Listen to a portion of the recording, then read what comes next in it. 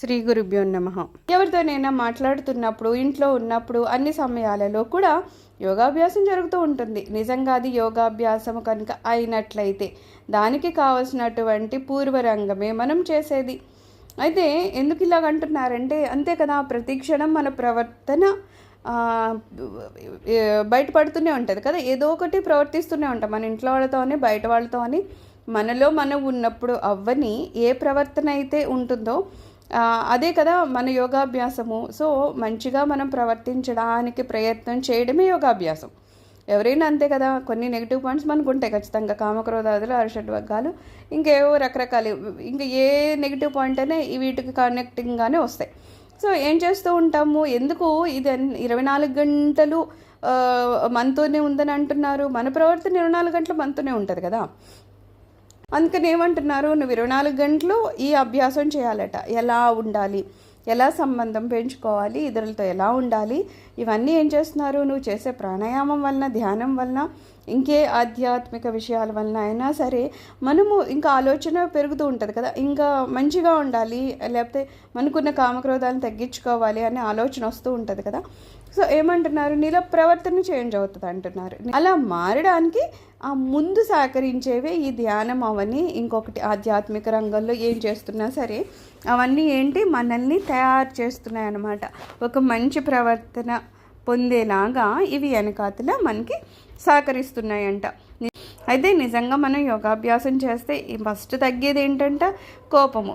మామూలుగా అయితే మనకి ప్రధాన కోపం వస్తుంది, ఎందుకంటే ఎదుటి వాళ్ళని ఏదో మనకన్నా వేరేగా చూడటము, ఏదో మనలోనే మంచిగా మనం ఉంటాం కానీ ఎదుటి వాళ్ళ చెడ్డు ఉందేమో అన్న ఒక తలంపులు అవి ఇవి ఉంటాయి కొంతవరకు మనకి అభ్యాసంలో స్టార్ట్ అవ్వనంతసేపు.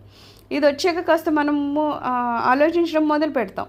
అరే అలా అనకూడదు, కాస్త ఇంకా నెమ్మదిగా మాట్లాడాలి, ఇంత కోపం అనుకుంటకూడదు, అది ఇదని అనుకుంటాం కదా.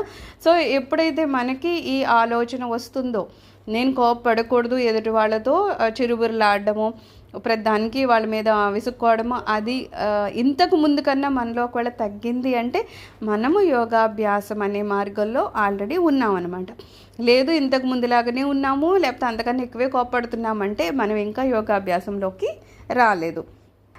ఇలాగా ఎవరితోన్నా ఇంతకు ముందులాగా కోపడడం లేదు, రుసరుసలు ఆడడం లేదు, సర్దుకుపోతున్నాము అంటే ఇది 2 రకాలు ఉంటుంది. ఒకటి ఏదో ఆన్సర్ చెప్పలేకనే మనలో మనం అణుచుకోవడం ఉంటుంది. రెండోది ఏమైందిలే, మనుషులనే ప్రతి వాళ్ళకి బలహీనత ఉంటుంది కదా, వాళ్ళకి ఆ బలహీనత ఉందిలే అని సర్దేసుకుంటే అక్కడ దాని ప్రభావం మన మీద ఎక్కువ పడదు. కానీ ఎదుటివాడి ప్రవర్తన మనకి నచ్చలేదు, అలాగని మనము వాళ్ళని ఏమనలేని స్థితిలో ఉన్నాం అంటే లోపల మనకి ఆ కోపం ఉండిపోయింది. అలా అంటే ఏమంటున్నారు, నీకు సర్దుకోవడం వేరు, ఇలాగ తప్పదు అని చెప్పేసి కనుక నీలో నువ్వు ఆ కోపాన్ని అణిచివేసుకోవాలని ప్రయత్నం చేస్తే ఏమొస్తుందంట, బ్లడ్ ప్రెషర్ అంటారు కదా, రక్తపోటు వచ్చేస్తుందట. ఎందుకంటే లోపల నువ్వు ఒక ప్రమాదకరమైన విపత్కరమైన పరిస్థితుల్ని మన శరీరంలో క్రియేట్ చేసుకుంటున్నావు. ఎందుకంటే ఆ కోపం మీద బయటికి వెళ్ళిపోతే ఒకలా ఉంటుంది, ఆ కోపాన్ని అంతా మనలో అణిచుకోవడానికి సర్వప్రయత్నాలు చేయడంలో ఏమవుతుంది, మన రక్తంలో రక్తపోటు అనేది వచ్చేస్తుందట. మనము కామక్రోధాలు ఇవన్నీ ఉన్నాయంటే వాటిని ఎందుకు అణుచుకోవాలనో, లేకపోతే దాన్ని ప్రదర్శించడం వల్ల మనకు వచ్చే నష్టం ఏంటో ఇవన్నీ అవగాహన తెచ్చుకోవడం వల్ల ఏమవుతాయి, ఆటోమేటిక్గా మనలో అవి తగ్గుతాయి. అదే మనకి అది అర్థం కాలేదు, కేవలం ఏంటంటే ఎదుటి వాళ్ళకి ఏదో మంచిగా కనబడడం కోసం అని చెప్పేసి కామక్రోధాలు ఉన్నా సరే అవేవో లేనట్టు నటించడానికి సర్వప్రయత్నాలు చేసినప్పుడు ఏమవుతుంది, అది లోపల ఉండిపోతుంది కదా. కోపం నువ్వు బయటికి ప్రదర్శించకపోయినా ఆ లోపల ఆ కోపం అనేది ఉండిపోతుంది కదా. ఇవి వేరే రకాలుగా మనల్ని ఇబ్బందులు పెడతాయంట, అనారోగ్యం వస్తుందంట దానివలన. ఈవెన్ కళ్ళు, చెవులు అన్నిటికీ కూడా వ్యాధులు కూడా దానివల్ల వచ్చేస్తాయట. ఒక్కొక్కసారి అయితే రక్తం గడ్డ కట్టిపోతుందంట, లేకపోతే రక్తనాళాలు చిట్లిపోతాయంట, రక్తం బయటకు వచ్చేస్తుందట.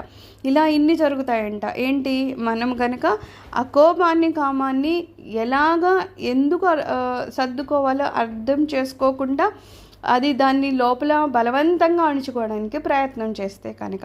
సో ఏమంటున్నారు, ఇక్కడ 2 రకాలు ఉంటాయంట. ఒకటేమంటున్నారు, ప్రవర్తనని కృత్రిమంగా అణిచిపెట్టడం కాదు, క్రమశిక్షణ ఉండాలి.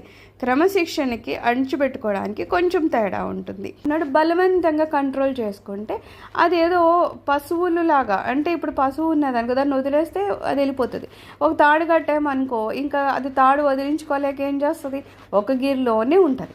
అలాగా మనము ఆ కామక్రోధం అసలు ఎందుకు రాకూడదు అనేది అవగాహన లేకుండా ఏదో నలుగురికి బాగోదు, లేకపోతే మన నలుగురు చాలా మంచోళ్ళు అనుకోవాలనుకుని ఏదో సహజంగా ఆ కామక్రోధాలు లోపల ఉన్నాయి అణిచేసుకొని చాలా మంచోళ్ళగా బయట ప్రవర్తిస్తే అది ఒక పశువు గిరిలో తిరిగినట్టు మనం ఆ లోపల ఉన్నట్టు ఉంటున్నామే, కానీ లోపల బలవంతమైన ప్రవృత్తి మనలో ఉంది. అదే క్రమశిక్షణ దగ్గరకు వచ్చామనుకో, మానవుడు అనేవాడు ఏం చేయాలి, తనకి తాను క్రమశిక్షణ పెట్టుకోవాలి. ఏదో చిన్నప్పుడు అంటే టీచర్లనో లేకపోతే తల్లిదండ్రులు ఎవరో ఒకరు క్రమశిక్షణ చెప్తారు, ఇలా ఉండాలి అలా ఉండాలి. కానీ ఒక స్థాయి దాటాక ఏమవ్వాలి, ఒకరు చూస్తారో చేస్తారని కాదు, మనకి మనము ఎలా ఉండాలి, ఎందుకు ఉండాలి, ఏంటనేది ఎప్పటికప్పుడు మనలో మనము అవగాహన ఉండాలన్నమాట. ఈ కోపం ఎందుకు ఉండదు, ఎందుకు కామ్యాల వెంట పరిగెట్టకూడదు, ఇవన్నీ మనం చెప్పుకుంటూ పోతే ఏమవుతుంది, మనసుకు కూడా కాస్త అర్థమవుతూ ఉన్నప్పుడు అవి ఇంకా వాటి జోలికి వెళ్ళడానికి అంతగా ఎక్కువ ప్రయత్నించదు. ఇంతకు ముందున్నంత కామ్యాలు కానీ కోపం కానీ మనకు ఉండదు. అలాగా మనల్ని మనము నియంత్రించుకోవడానికి సర్వప్రయత్నాలు చేసుకోవడమేమో మానవ స్థితి. ఏదో బలవంతంగా ఒక పశువుని తాడు కట్టేసినట్టు మనకు ఉన్నవన్నీ పైకి కనబడనీయకుండా మనలో మనం దాచేసుకోవాలని ప్రయత్నించడం పశువు స్థాయి అని చెప్తున్నారు. అయితే మనకి ఏముండాలి, మానవ స్థాయిలో ఉన్న క్రమశిక్షణ అనేది ఉండాలి. ఒక మనిషి ఉన్నాడంటే ఒకవేళ శాంతిగానే ఉన్నాడు అనుకుందాం, అయితే ఆ శాంతి అనేది కోపం అది వ్యక్తం చేయకుండా ఉన్నాడు అనుకుంటే నిజంగా అతను అలా ఉన్నాడా లేదా అనేది అతనికి తెలియాలి. ఎందుకంటే అతని మనసు సర్దుకొని ఏమి మాట్లాడకుండా ఉంటున్నాడా. రెండోది, లేదు తప్పదు కదా, ఎదురుగా ఉన్న అతను పై స్థాయి వాడు లేకపోతే నలుగురికి బాగోదని సర్దుకుంటున్నాడా. ఇది ఎవరికి తెలుస్తుంది, ఎవరైతే ఇలాగ మాట్లాడకుండా ప్రశాంతంగా ఉన్నట్టు కనిపిస్తున్నాడు అతనికి. అయితే ఇక్కడ ఏమంటున్నారు, ఈ రెండిట్లో కూడా తేడా ఉన్నప్పుడు మనకి అర్థమవుతుందంట. నిజంగానే ఒక చోట కోపం రావాల్సిన పరిస్థితి ఏర్పడినా మనకి కోపం రాలేదు అంటే నేను యోగాభ్యాసంలో ఇప్పుడు ఇంకా కొంత ముందుకు వెళ్తున్నాను అని మనకు అర్థమవుతుందంట. లేదు యాజ్ యూజువల్ ఎప్పుడు వచ్చే కోపమే మనకి వస్తుంది అనుకో, ఇంకా మనం ఏమి నేర్చుకోవట్లేదు, అయ్యో ఇంకా ముందుకు వెళ్ళాలని, అది మనకి మనం చేసుకోవాల్సిన బేరీస్ అనమాట. వేరే వేరే వాళ్ళకి ఎలా తెలుస్తుంది మన లోపల ఏం ఆలోచిస్తున్నామని. కానీ ఏమైనా ఆలోచించాలి, ఎలా ఉండాలి, ఎలా మనల్ని మనం నియంత్రించుకోవాలి అనేది చెప్తున్నారు. ఈ రెండింట్లో తేడా గమనించాలి. ఇప్పుడు యోగ జీవితం అంటే ఏంటనేది మూడోసారి వచ్చింది. ఇందాక ముందు చెప్పారు కదా, మనకి ఫస్ట్లో అయితే యోగము, యోగాభ్యాసము, యోగ జీవితము ఏదో వినడానికి అన్నీ ఒకలాగే ఉన్నాయి, ఇదేనేమో అనేసుకున్నాము. కానీ ఇప్పుడు చెప్తున్నారా డిఫరెన్స్ ఏంటనేది. ఇప్పుడు యోగాభ్యాసం చేస్తే, అభ్యాసం అంటే నేర్చుకోవడం, అలా మనం నెమ్మదిగా నేర్చుకుంటే అప్పుడు ఈ మళ్ళీ కామక్రోధాలన్నీ తగ్గుతూ ఉన్నాయే, పూర్తిగా పోలేదు, తగ్గుతున్నాయి. ఇంతకుముందుతో కంపేర్ చేస్తే ఇంతకుముందు ఆ చిన్న తప్పు ఎవరైనా చేస్తే వెంటనే కోపం వచ్చేది, ఇప్పుడు దాన్ని కాసింత సర్దుకుని అంత కోపం రావట్లేదంటే మనం ఆ రూట్లోకి వెళ్తున్నాం. అప్పుడు ఏమంటున్నారు, మన యోగ జీవితం స్టార్ట్ అవుతుందంట. ఎప్పుడైతే యోగాభ్యాసం మనం చేసుకుంటూ వెళ్తున్నామో, ఈవేళ ఈ పూటికి మనకి ఏం కావాలనుకున్నప్పుడు బోర్డు కావాలి, చాక్ పీస్ కావాలి, డస్టర్ కావాలి అనుకున్నాం అంటే ఈ మామూలుగా ఏదన్నా కావాలి అని అనుకోగానే కొంతమంది ఏమంటారు, ఏది ఉంటే అది తినేస్తామంటే చాలంటారు. కొంతమంది ఏదో లిస్ట్ చెప్పడం మొదలు పెడతారు. అంటే వాళ్ళిద్దరి ఆలోచనలో డిఫరెన్స్ ఉంది. ఇప్పుడు ఒకళ్ళని అడిగినప్పుడు వాళ్ళు వెంటనే ఒక లిస్ట్ మొదలు పెడతారనమాట. ఇది కావాలి, ఇది వద్దు, ఇది అని అనుకుంటున్నాడు అనుకో, ఇంకేమంటున్నారు, ఇంకా ప్రారంభించే దశలోనే ఉంది అతని మనసు. తర్వాత ఏమంటున్నారు, ఎవరైతే పర్లేదండి ఏదున్నా అడ్జస్ట్ అయిపోతానో అన్నారనుకో, ఆల్రెడీ వాళ్ళు ఒక లైన్లో ఉన్నట్టే, యోగాభ్యాసంలోకి వచ్చేసినట్టే. అంటే మన ఆలోచన ప్రవర్తన బట్టే మన యోగము, యోగాభ్యాసం, యోగ జీవితం అనేది ఎలా ఉందనేది మనకి అంచనా వచ్చేస్తుంది అనమాట. సో ఇలా అనుకుంటే ఏమంటున్నారు, వాళ్ళు యోగాభ్యాసంలోకి వచ్చినట్టు అలాగే కంటిన్యూ చేస్తే వాళ్ళు ఇంకా యోగ జీవితంలోకి అడుగు పెట్టేసినట్టే అని చెప్తున్నారు. దీనికి వాళ్ళు ఒక ఎగ్జాంపుల్ కూడా చెప్తున్నారు. ఇక్కడ ఏమంటున్నారు, నువ్వు ఒక పని చేస్తున్నావంటే అయ్యో మర్చిపోయాను అని కాకుండా ఏం చేయాలో అది పర్ఫెక్ట్గా చేసుకోవడం అనమాట. అది క్రమశిక్షణ కదా, అది అభ్యాసం. ఏదో ఇవి సాధనలు చేస్తాం కాబట్టి మిగిలిన పనులు మర్చిపోతామా అని కాదు. ప్రతి దానిలోనూ నువ్వు ఇది పని చేసావా, భౌతికంగా చేసావా, ఒక ఆఫీస్కి వెళ్ళావా, ఏదో ఒక గుడికి వెళ్ళి ఏదైనా దీపం వెలిగిద్దాం ఆన్సర్కి వెళ్ళగానే ఒకవేళ ఏదో ఇది మర్చిపోయాను అది మర్చిపోయాను అంటే అక్కడ ఏమంటున్నారు, నీకు ఏకాగ్రత అది లేదు, ప్రవర్తనలో ఏదో తేడా సరిగ్గా రాలేదన్నమాట. సో ఏమంటున్నారు, ఒకళ్ళు ఏ బ్రహ్మదేవుడో మరి మనల్ని ఇంత కోట్ల మందిని సృష్టిస్తున్నారు కదా, ఎవరైనా ఆయన ఏదో కన్ను పెట్టడం మర్చిపోయాను, ముక్కు పెట్టడం మర్చిపోయాను అని అంటున్నారా? లేదు కదా, ఎంత పర్ఫెక్ట్గా ఆయన పనులు చేస్తున్నారు. అలాగా మనం కూడా ఏదైనా పని చేసామంటే పర్ఫెక్ట్గా చేయాలంట. అయ్యో ఇది మర్చిపోయాను, అయ్యో ఇది ఇలా తప్పు చేశాను అలా అనుకోకుండా అంత జాగ్రత్తగా మనం పని చేసుకుంటూ వెళ్ళాలంట. అలాగా మనము ఎందుకు చేయలేకపోతున్నాము అంటే ఇక్కడ ఏం చెప్తున్నారు, ఫస్ట్ మనము వేరే వాళ్ళని అర్థం చేసుకోకుండా ప్రతి దాని మీద ఆ కోపంలో ఉన్నప్పుడు మన బుర్ర అంతగా పనిచేయదు. శాంతంగా ఉన్నప్పుడు మనం చేసే పనులు కొంచెం అశాంతిగా ఉన్న, ఇంట్లో గొడవలు ఉన్న బుర్ర పని చేయట్లేదు అని అంటాం. ఎందుకంటే అక్కడ ఏదైతే అశాంతి ఉందో అది మనల్ని ఎక్కువ డామినేట్ చేసేస్తుంది, మన మనసుని అది ఎక్కువ ఆక్రమిస్తుంది. అప్పుడు చేయాల్సిన పనులు చేయలేమన్నమాట. అందుకని ఇక్కడ ఏమంటున్నారు, ఎప్పుడైతే మనము ఇలాగా యమ నియమాలు అవన్నీ పాటించుకుంటూ ఉంటాము, ఎప్పుడైతే మన కోపాన్ని కామ్యాన్ని కంట్రోల్ చేసుకుంటామో, ఒకవేళ పక్కన వాడు తప్పు చేసినా సరే వాడి మీద మనం కోపపడకుండా ఉంటామో అప్పుడు ఆటోమేటిక్గా మనసు అనేది శాంతిగా ఉంటుంది. కాబట్టి ఏ పని అయినా సరే మనం పర్ఫెక్ట్గా చేస్తాం. అంటే మన ప్రవర్తన వలన పనులు కూడా పర్ఫెక్ట్గా జరుగుతాయి, అందులో కూడా ప్రతిబింబిస్తుంది నీ ప్రవర్తన ఎలాంటిది అనేది. మనం చూస్తాము, ఒక అబ్బాయిని ఎవరైనా పంపిస్తే వాడు వచ్చే వరకు మనకు టెన్షన్ ఉంటుంది, ఎందుకంటే పంపించంగానే అబ్బాయి చేసుకున్నాడు. కొంతమందిని పంపించడం మర్చిపోతాం, ఎందుకంటే వాడు ఖచ్చితంగా చేసుకొస్తాడు. సో వాళ్ళ ప్రవర్తన అనేది మన మీద కూడా ప్రతిబింబిస్తుంది, వాడు ఎలాంటి వాడు అనేది కదా.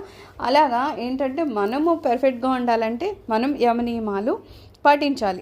దాని వలన మనసు కంట్రోల్ ఉంటుంది. ఎప్పుడైతే మనసు శాంతంగా కంట్రోల్గా ఉంటుందో అప్పుడు మిగిలినవన్నీ కూడా మన కంట్రోల్లోకి వస్తాయి అన్నమాట.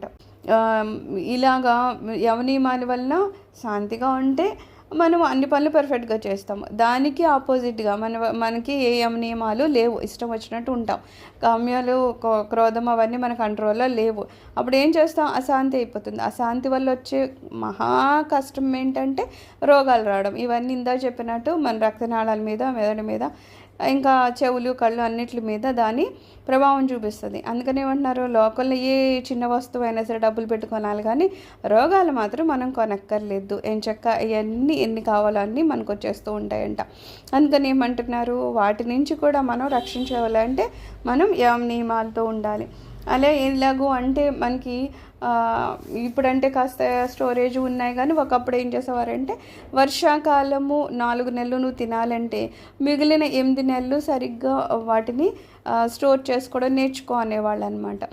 సరిగ్గా అన్నీ ఉంచుకోవాలి. లేదంటే వర్షాకాలం వచ్చేసింది, సరిగ్గా ఏమీ లేవు అనుకో తినడానికి, నువ్వేం ఉంచుకోకపోతే పరిస్థితి ఏమవుతుంది, తిండి తిప్పలు లేకుండా అయిపోతుంది. అలాగే కట్టెలు పొయ్యిలు వాడేవాళ్ళు కదా, అప్పుడు నువ్వు ఎండు కట్టెలు అవి ఏమి నువ్వు పెట్టుకోలేదు, దాచుకోలేదు. అప్పుడేమో తడి కట్టెలు పెడితే ఏమవుతుంది, ఫస్ట్ ఎండవు, మండినా సరే అది పొగ అది వచ్చేస్తుంది. ఏవైతే వంట పెట్టావో అది కూడా సరిగ్గా ఉడకదు, అలా అయిపోతుంది కదా. అందుకని ఏమంటున్నారు, నువ్వు ఒక 4 నెలలు సుఖపడాలి, లేకపోతే 4 నెలలు నువ్వు కష్టపడకూడదు అనుకున్నప్పుడు మిగిలిన 8 నెలలు కూడా ఏదో రకంగా కష్టపడి ఈ 4 నెలలకి ఏం కావాలో చేసినట్టు కొంచెము మనకి కామక్రోధాలు అనేవి ఉన్నా ఎప్పుడైతే వీటిని నువ్వు కంట్రోల్ చేసుకోగలుగుతావో అప్పుడు మిగిలినవి ఉన్నాయే, ఎవరి మీదన్నా కోపడాలి లేకపోతే ఏదన్నా పని చేయాలి అవన్నీ ఉన్నాయంటే ఇక్కడ ఎప్పుడైతే శాంతిగా ఉన్నావో మిగిలిన వాళ్ళ మీద నువ్వు కోపడవు, దానివల్ల అనారోగ్యం రాదు. అలాగే ఏ పని చేసినా సరే చాలా పర్ఫెక్ట్గా చేస్తావు, ఆ పనులు కూడా తప్పుగా ఏమి వెళ్ళదన్నమాట. సో ఏమంటున్నావు, ఒకదానికొకటి కనెక్ట్ అవుతూ ఉంటుంది. ఎందుకండి ఆధ్యాత్మికంగా ఉండాలి, ఎందుకు నేను యమ నియమాలు చేయాలి, ఎందుకు ఇంత కష్టపడాలి అంటే నువ్వు కాసింత కష్టపడితే మహా సుఖపడతావు. నువ్వు ఈ కాసింత కష్టపడడానికి కూడా ఏ ప్రయత్నం చేయలేదనుకో ఎప్పుడు అశాంతి. కొంతమందిని చూస్తాం కదా, అన్నీ ఉంటాయి కానీ ఎప్పుడు అశాంతి, ఏదో లేదు ఏదో లేదు. ఎందుకు ఏదో లేదు అనిపిస్తుంది అంటే వాళ్ళకి యమ నియమాలు లేవు. వాళ్ళల్లో వాళ్ళు ఎలాగ సంతోషంగా ఉండాలో, శాంతిగా ఉండాలో అది తెలుసుకోలేని స్థితిలో ఉన్నారు. కాబట్టి దేవుడు వాళ్ళకి ఎంత ఇచ్చినా బాగానే ఉన్నామనే స్థితిలోకి వెళ్ళలేకపోతూ ఉంటారు. అందుకని ఒకదానికొకటి కనెక్ట్ అయినట్టు ఇక్కడ మనం యమ నియమాలతో మనల్ని మనం కనుక యోగాభ్యాసం చేస్తూ యోగ జీవితంలోకి అడుగు పెడితే చాలా సంతోషంగా ఉండి ఇంకా జీవితం కూడా బాగా వెళ్తుందంట. సర్వం శ్రీ గురు చరణారవిందార్పణమస్తు. లోకా సమస్త సుఖినో భవంతు. ఓం శాంతి శాంతి శాంతి.